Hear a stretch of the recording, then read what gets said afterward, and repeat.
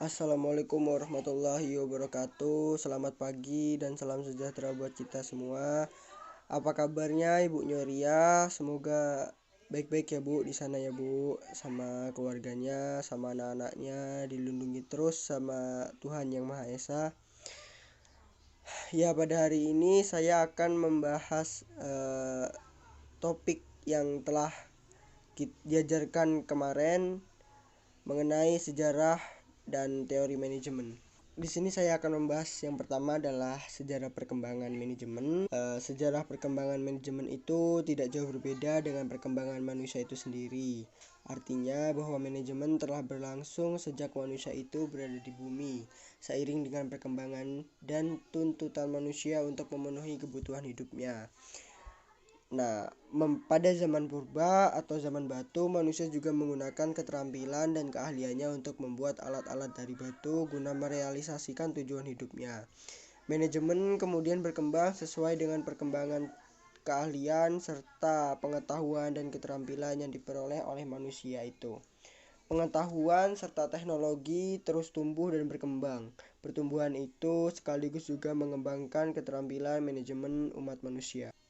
Mempelajari sejarah manajemen sangat penting bagi kita untuk dapat memperoleh gambaran tentang bagaimana manajemen itu telah berlangsung pada masa lalu, bagaimana kemudian manajemen tersebut berkembang, prinsip-prinsip apa saja yang dikembangkan pada masa lalu, dan bagaimana manajemen tersebut berlangsung hingga saat ini. Akhirnya kita harus pula mempelajari dan mengantisipasi perkembangan di masa mendatang yang tentu saja juga akan menentukan arah pertumbuhan manajemen itu sendiri. Dengan mengetahui arah perkembangan manajemen tersebut, maka kita juga akan dapat mempersiapkan diri untuk membekali diri kita masing-masing dan keterampilan-keterampilan manajerial yang diperlukan di masa mendatang. Tadi adalah sejarah sedikit mengenai manajemen. Sekarang kita masuk pada teori manajemen. Teori manajemen itu sendiri ada 7. Yang pertama adalah teori manajemen ilmiah, yang kedua adalah teori manajemen klasik, yang ketiga adalah teori perilaku, yang keempat adalah teori kuantitatif, yang kelima adalah analisis sistem, yang keenam adalah teori kontingensi, dan yang terakhir adalah manajemen hasil. Teori manajemen ilmiah itu sendiri adalah gerakan manajemen yang sebenarnya telah dimulai sekitar akhir abad yang lalu, di mana insinyur Amerika Serikat dan Eropa mencari dan mengembangkan cara untuk mengelola suatu perusahaan.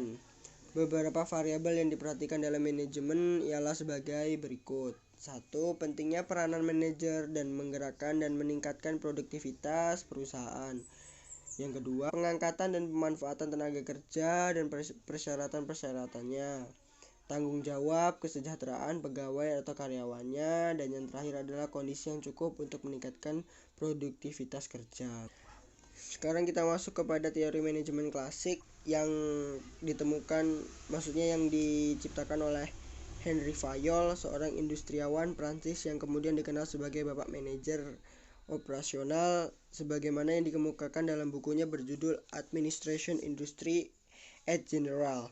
Fayol berpendapat bahwa dalam perusahaan industri, kegiatan-kegiatan yang dilaksanakan manajemen dapat dibagi ke dalam beberapa kelompok tugas, yaitu teknikal, komersial, finansial, security, akuntansi, dan tugas manajerial. Dan selanjutnya kita ke teori perilaku. Teori perilaku atau pandangan-pandangan umum dalam teori perilaku ini ditandai oleh 3 tingkatan kelompok, yaitu perilaku individu per individu, perilaku antar kelompok-kelompok, dan perilaku antar kelompok sosial. Beberapa nama yang menganut teori ini antara lain adalah Douglas MacGregor, Abraham Maslow, Friedrich Herzberg, Robert Blake and Jane Moulton, Chris Argyris, Edgar Schein, Rance Likert, Fred Fayard, yang menyarankan pendekatan kontingensi pada studi kepemimpinan. Adapun pokok-pokok pikiran yang dikemukakan oleh penganut teori perilaku tersebut sebagai berikut, yaitu adalah organisasi, pendekatan, manajemen, dan manajemen yang dipandang sebagai satu proses teknik yang ketat. Selanjutnya kita menuju ke teori kuantitatif atau ilmu manajemen. Teori kuantitatif memfokuskan perhitungan manajemen didasarkan oleh perhitungan-perhitungan yang dapat dipertanggungjawabkan keilmiahannya. Dalam setiap pemecahan masalah harus terlebih dahulu diketahui masalahnya dengan melakukan kegiatan riset ilmiah, riset operasional, teknik-teknik ilmiah seperti kegiatan penganggaran modal, manajemen, aliran kas, pengembangan strategi produk, perencanaan program, pengembangan sumber daya manusia, dan sebagainya. Selanjutnya adalah analisis sistem. Analisis sistem itu menawarkan suatu alat untuk melihat kegiatan intern dan ekstern dari perusahaan. Analisis ini berkaitan dengan masalah-masalah yang melibatkan semua komponen secara bersama-sama dalam pemasaran, misalnya mengambil keputusan tentang harga, mempertimbangkan penyangkutan pengaruh pada kesan produk, penjualan unit, jaringan distribusi, dan seterusnya. Sistem ini dapat dilestarikan sebagai kumpulan dari bagian-bagian yang saling berhubungan antara satu dengan yang lainnya secara bersamaan hingga mencapai tujuan tertentu. Substansinya sendiri adalah bagian kecil dari suatu sistem yang lebih besar. Manajemen sebagai suatu sistem itu dimulai dari SDM, uang, material, teknologi, informasi, kemudian kepada proses transformasi manajemen, kemudian menciptakan barang dan jasa yang kemudian akan dipasarkan luas dan mendapatkan perolehan yang diinginkan. Yang keenam adalah teori kontingensi itu sendiri ialah sebuah perilaku dan kuantitatif perusahaan mencari pendekatan manajemen yang universal dan dapat digunakan kapanpun dan dimanapun. Pendekatan kontingensi itu berusaha untuk menyesuaikan antara tanggapan manajerial dengan peluang dan permasalahan yang ada di dalam berbagai macam situasi. Dalam pendekatan ini yang dicari bukanlah cara-cara terbaik untuk mengatasi tersebut.